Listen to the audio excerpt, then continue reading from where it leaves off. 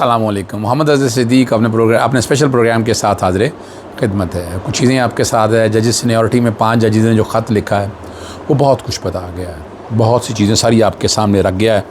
और अलीमा ख़ान ने जो अलीम गंडापुर साहब के हवाले से गुफ्तगू की है, अच्छा उसको शायद शाको सबाक से हल्के देखा जा रहा है, लेकिन ज़रा वो क्या बात है ज़रा उस पर बात करेंगे। मियाँ नवाज शरीफ मोदी के ख़िलाफ़ क्यों नहीं बोलते?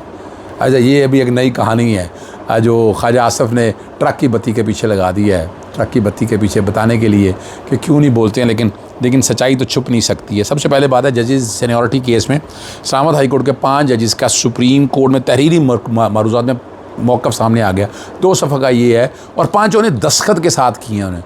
उन्हें अंदाज़ा है कि वो इतनी बड़ी जंग लड़ रहे हैं और कल क्या हो सकता है। यानी यहाँ तो हर कोई आराम से बैठ जाएगा। जो हालात चल रहे हैं, जो जंगी हालात चल रहे हैं, हर कोई आराम से बैठ जाएगा। वो मुकाबला नहीं करेगा, ये मैं बता दूँ आपको, ये समझिएगा इस बात को। वो मुकाबला करने से डरेगा, पीछे हटेगा। लेकिन इन 5 जजेस को सल्यूट है उन्होंने। और हम इस मुकदमे में ना कोई ज़ाती फ़ायदा चाहते हैं और ना कि शोहरत। अगर ये हमारी सीनियरिटी का मसला होता तो शायद बर्दाश्त किया जा सकता था, लेकिन जो कुछ हुआ वो इस्लामाबाद हाई कोर्ट पर कब्ज़े और उसकी आज़ादी को ख़त्म करने के मुतरादिफ है और ये नाकाबिल कबूल है। आइन के तहत सिर्फ हाई कोर्ट सिर्फ चीफ जस्टिस का नाम नहीं, तमाम जजों पर मुश्तमिल है। हम ये भी समझते हैं कि जज होने का मतलब है कि जो कुछ आपके दौर में हो रहा है उसकी ज़िम्मेदारी आप पर है। उम्मीद है कि इस मुल्क की आवाम याद रखेगी, जब कड़ा वक्त आया तो हम जजेस आइन के दिफा की हुक्मरानी की प्रदलिया की, यानी इस पर bar association, bar council, civil society, सियासी जमातों को आगे आना चाहिए था। सियासी जमातें आगे नहीं आई। मुझे दुख और अफसोस हुआ। वो ठीक है, वो जो बातें आनी हैं, जो हालात बनने हैं वो अपनी जगह पर मौजूद हैं, लेकिन जब आप हिम्मत कर रहे हैं तो हिम्मत का हौसले में साथ साथ खड़े होना चाहिए, वहाँ पीछे नहीं हटना चाहिए इस बात को। यही फ़र्क है जो आदमी समझ जाए इस बात को सामने रखते हुए।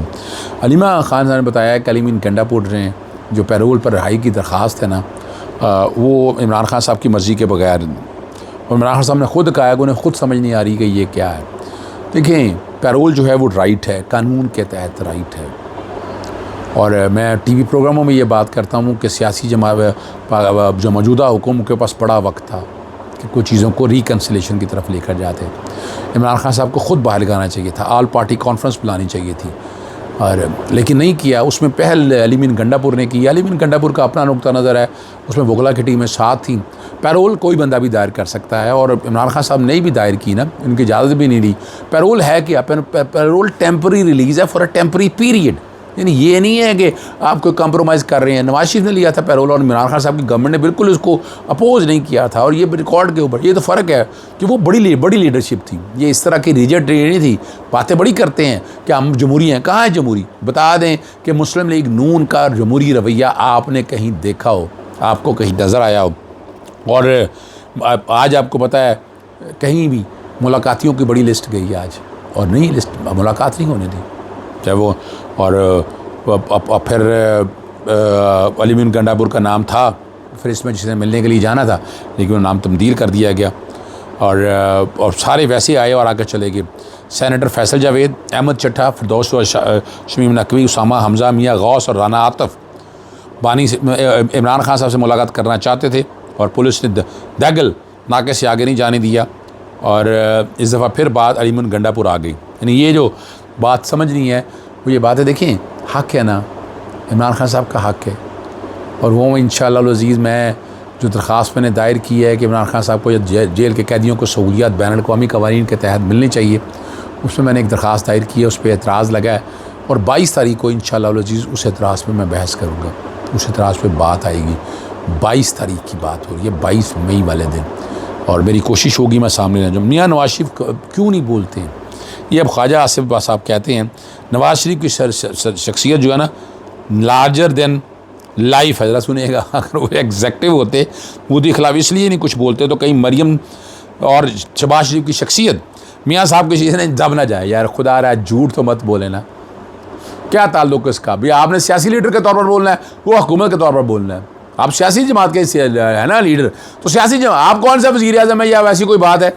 आप सियासी जमात के लीडर, सियासी जमात को खुल के सच बोलना चाहिए, सच बताना चाहिए। और ख्वाजा साहब की जब ये बात दुरुस्त माल भी जाए तो याद देखें कितना का नाम लिया मोदी का, मरीम सफदर ने और शहबाज शरीफ, पूरा कंपैरिजन अशर बाजवा ने शेयर किया था। तो मैं कोशिश करूँगा कि टीम बैकग्राउंड पे वो चला दे कि वो पूरा कंपैरिजन शेयर किया था कि मोदी का नाम कितना लिया, भारत का नाम कितना, और पाकिस्तान तहरीक इंसाफ की टीमों ने जिस तरह सोशल मीडिया पे जंग लड़ी है भारत के ख़िलाफ़, ये काबिल तारीफ़ है। और DGISPR ने भी तारीफ़ की है।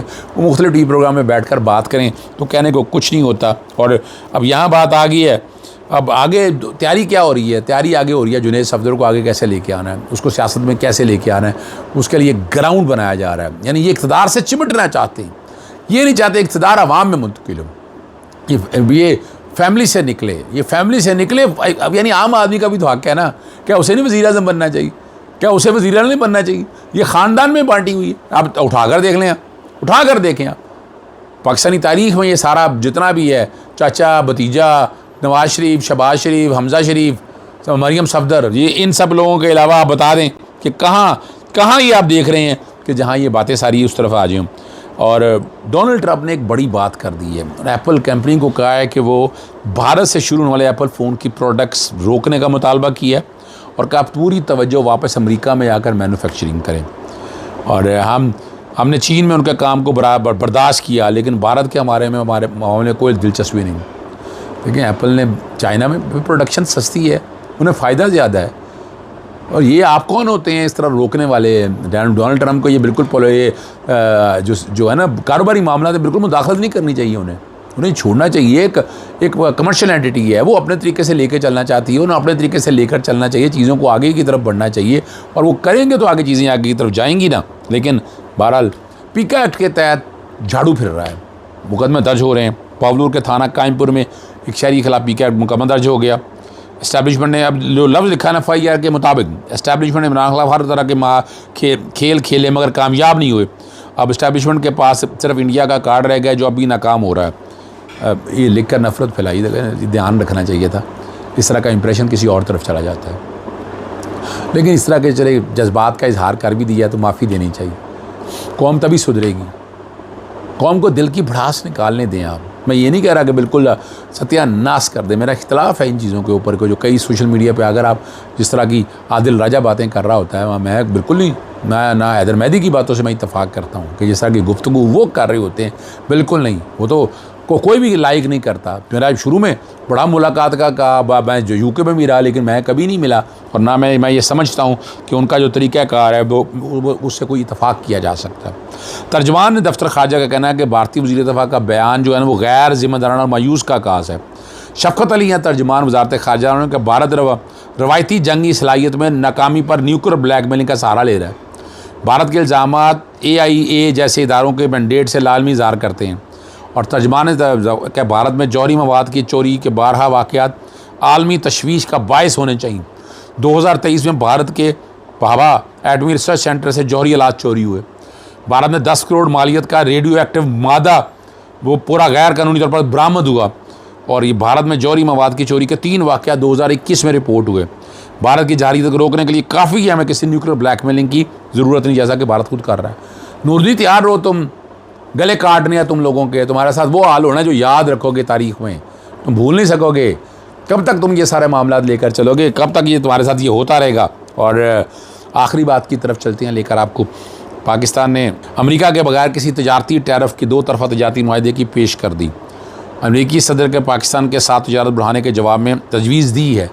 पाकिस्तान मुंतखब टैरिफ लाइन्स पर ज़ीरो टैरिफ के साथ बाहमी मुफादात की बुनियाद पर 2 तरफ़ा मुआहदा करना चाहता है।